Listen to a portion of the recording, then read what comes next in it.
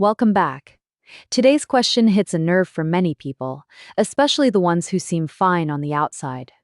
Are overachievers truly ambitious, or are they quietly unwell?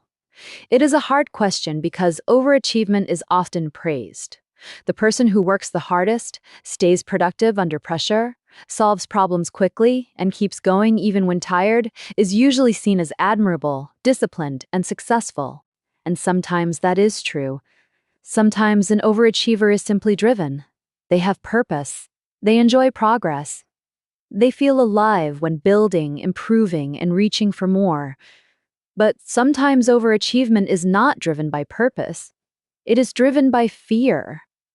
That is where this becomes uncomfortable. From the outside, ambition and distress can look almost identical. Both can make a person work long hours, chase excellence, and feel restless when they are not moving. But the inner experience is very different. Healthy ambition says, I want to do this. Quiet struggle says, I have to do this or I will feel like nothing. That difference matters. A person with healthy ambition can work hard and still rest. They can care deeply and still step back. They can want more without treating themselves like a machine. But a person who is quietly unwell may not know how to stop without guilt. Rest feels unsafe. Slowing down feels like failure. Even success does not bring relief for long. It only creates the next target. That kind of overachievement is not always obvious. In fact, it often looks impressive. It can look like being the reliable one, the capable one, the person who always delivers, the person who keeps functioning no matter what. But underneath that image, there may be constant tension. Some overachievers are not chasing a goal. They are chasing permission to feel okay. They believe that if they achieve enough, prove enough, earn enough, or stay useful enough, then they will finally be allowed to relax, finally be worthy, finally feel secure. The problem is that this finish line keeps moving. So, are overachievers ambitious? Yes, some are. But some are not driven by ambition alone. They are driven by anxiety, fear of failure, fear of disappointing people, fear of being ordinary, or fear of what happens when there is nothing left to do and they are forced to sit with themselves.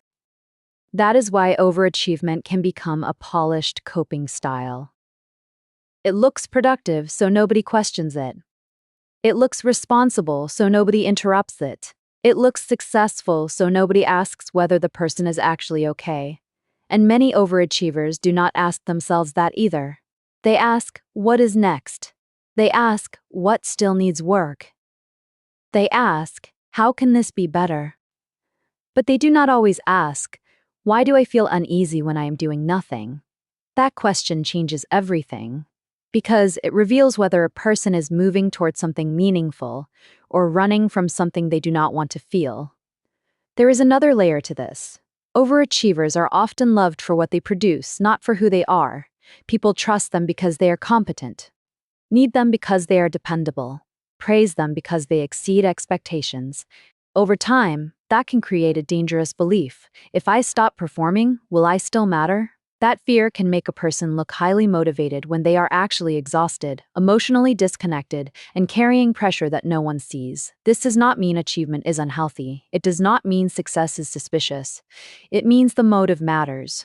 A healthy achiever can celebrate progress without turning every unfinished task into a verdict on their worth. An unhealthy achiever may hit every milestone and still feel behind. One is pursuing excellence. The other may be trying to outrun inner instability. So maybe the real question is not whether overachievers are ambitious or quietly unwell. Maybe the real question is this: what happens when a person can no longer separate their value from their output? That is where the real story begins.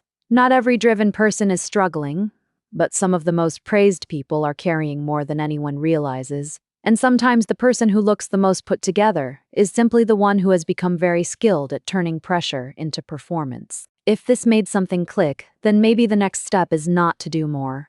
Maybe it is to ask a more honest question: what am I afraid will happen if I stop? The answer may reveal whether the drive is healthy ambition or pain wearing a very successful mask. If this episode hit close to home, check out personalitypeek.com and take the free Core 64 quiz. Thanks for listening.